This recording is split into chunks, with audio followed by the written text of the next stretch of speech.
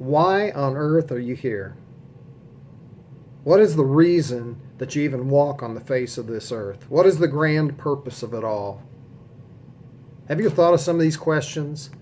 I know that I have, especially the older that I get. Those questions seem to loom a lot larger than when I was in my teens and my early 20s and so forth, when I was so busy starting to build a career and have the family and take care of all the life issues that go along with that.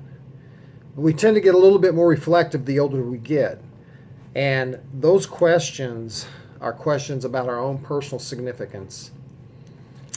We're going to be coming to the Guadalupe Christian Camp on April 28th through 30th and bringing a series of workshops that are centered around the idea of what is your calling in life.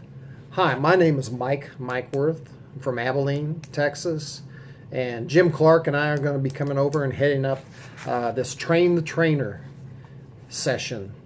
I think you guys call it the men's retreat, the 2017 men's retreat.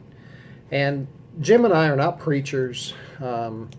If you choose to come to this camp, it's going to be very interactive, engaging, working with one another, building relationships, getting to the heart of what God's calling is in your life, and trying to start to answer some of these questions about purpose.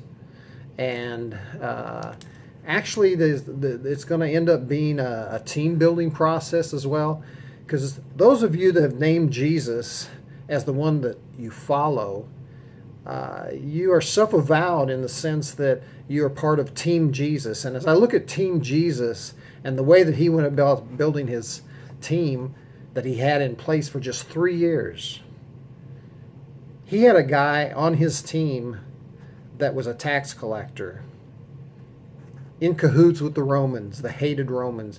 Then he also had a zealot who was an avowed enemy of the Romans and doing everything he could to get the Romans out of Jerusalem and out of the promised land. Well, in today's verbiage, you'd be having two people. One would be like a Tea Party member, and the other one would be a member of the Black Lives Matter, but they were on Team Jesus. And Jesus had impacted their lives in such a way that they were laying down a lot of their own personal agendas and personal preferences to be able to advance the kingdom of God, because they knew there was something more purposeful than the occupations and the things that they were living day in and day out. But it didn't change the fact that he was a tax collector. It didn't change the fact that Simon was a zealot. So we're going to be examining all those things in this Train the Trainer. I hope that you'll join us. We are really going to have a lot of different activities and interaction. You'll be hearing from different folks. But because I'm not a preacher and Jim's not a preacher, you're not going to be sitting there being sermonized to. Not that there's anything wrong with that. There's a place for preachers. But this retreat's going to be different in the fact that you're going to have to come ready to be engaged, because God has magnificently created you and put gifts in you, and we need to mine those gifts out for the edification of the other brothers that are going to be there.